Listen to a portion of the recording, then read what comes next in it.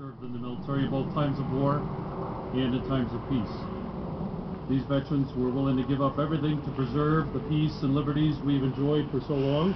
By being here today, we can demonstrate our united gratitude and support which these proud veterans so richly deserve. I wanted to make special mention of Soldier known to Tom Brimmy, who just last week gave the ultimate sacrifice for his country.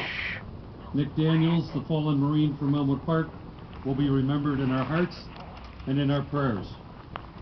Today we also honor several local individuals who proudly wore the uniform in service to our country by placing 16 new names on our memorial wall.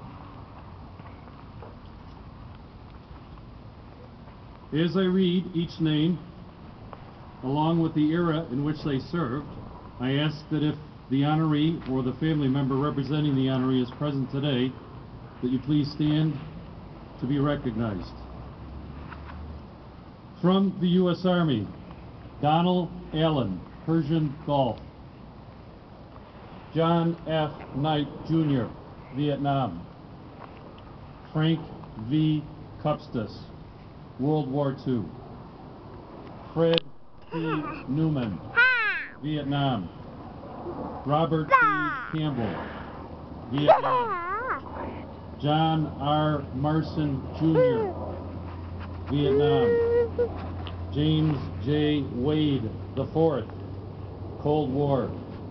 Ronald A. Wood, Vietnam. Michael J. Giesel, Persian Gulf. Jack E. Granke, Korea. From the U.S. Navy, L. C. Newsom, Jr., Vietnam. From the U.S. Air Force, Thomas Soldano, Persian Gulf. I know that Thomas's father also served in the Air Force or the Air Force Reserve. From the U.S. Marine Corps, Lloyd E. Kibbins, Korea. Carlos Vera, Persian Gulf.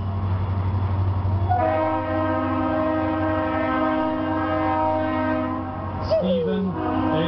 Lucas, Cold War. Paul A. Thompson, Vietnam. Thank you. Thank you for answering your country's call to service.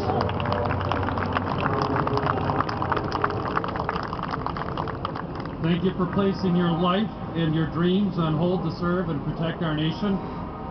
Thank you for putting your life at risk to preserve America's liberty. And thank you for believing that it was an honor to serve. As we stand here today, we vow never to forget the contributions and sacrifices of all those who are listed on the memorial wall.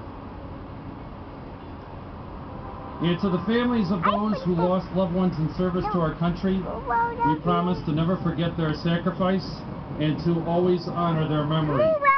Each day that we live in freedom, we do so because of their sacrifice.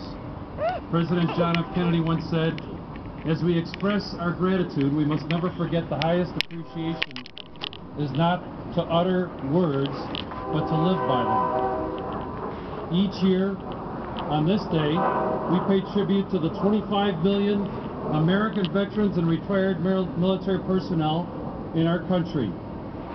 President Kennedy's quote serves as a reminder that we must always use this day to renew our commitment to their well-being by ensuring continued veterans services. It is our obligation to